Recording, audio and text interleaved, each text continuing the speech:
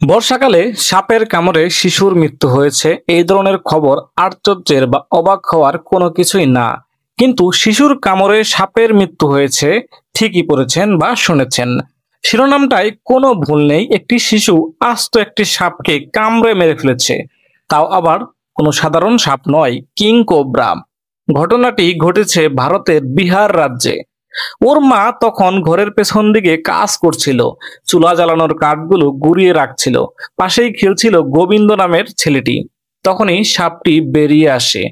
সাপ দেখেই গোবিন্দ সেটাকে ধরে এক কামড় বসিয়ে দেয়। তখন আমরা খেয়াল করি যে ওটা একটা গেহুইন সাপ, বলেন মতিসারি দেবী, ওই ছেলেটির মা। কোবরা সাপকে স্থানীয়ভাবে গেহুইন সাপ বলা হয় বিহারের ওই অঞ্চলে। মতিসারি দেবীর 1 বছর বয়সী নাতি গোবিন্দ গত বৃহস্পতিবার একটা আস্ত কোবরা সাপ কামড়ে মেরে ফেলে এখন খবরের শিরোনাম চলছে। বিহারের পশ্চিম চম্পারণ জেলার এক ছোট্ট গ্রাম মহর্ষি বটকাটোয়ার বাসিন্দা গোবিন্দর পরিবার। তার বাবা সুনীল শাহ গ্রামে ঘুরে ঘুরে আইসক্রিম বিক্রি করেন। মতিসারি দেবী বলেন, দাঁত দিয়ে সাপটাকে কামড় দেওয়ার পর কিছুক্ষণের জন্য অজ্ঞান হয়ে গিয়েছিল গোবিন্দ। ওকে আমরা প্রথমে মঞ্চলিয়া প্রাথমিক স্বাস্থ্য কেন্দ্রে নিয়ে গিয়েছিলাম, সেখান থেকে ওকে বেতিয়া হাসপাতালে নিয়ে যাই।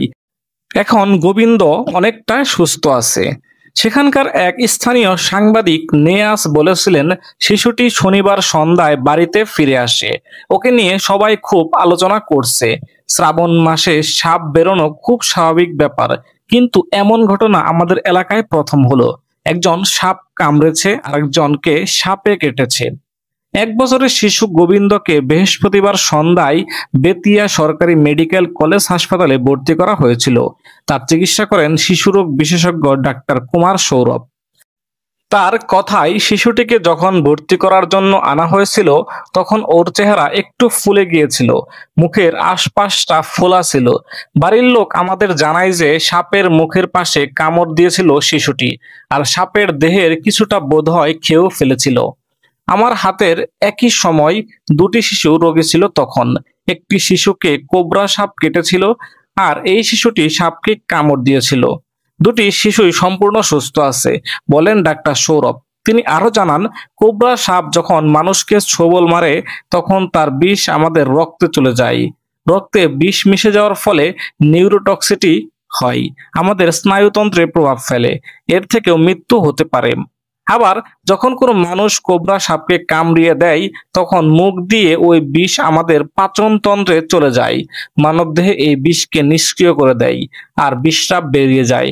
অর্থাৎ সাপের বিষ দুইভাবে কাজ করে। এক হলো বিষ আমাদের স্নায়ুতন্ত্রে প্রভাব ফেলে, অন্যটি হলো মানব শরীর বিষকে নিষ্ক্রিয় করে দেয়। এটি ব্যাখ্যা করেন ডাক্তার সৌরভ। কিন্তু কোনো মানুষ যদি সাপকে কামড়ে দেয় আর সেই ব্যক্তির খাদ্যনালীতে কোনো আলসার বা অন্য ক্ষতস্থান থাকে যা থেকে রক্তক্ষরণ হচ্ছে, সেক্ষেত্রে রোগীর অবস্থা সংকটাপন্ন হতে পারে। সর্প দংশনের রাজধানী ভারত, এটি সবাই জানে।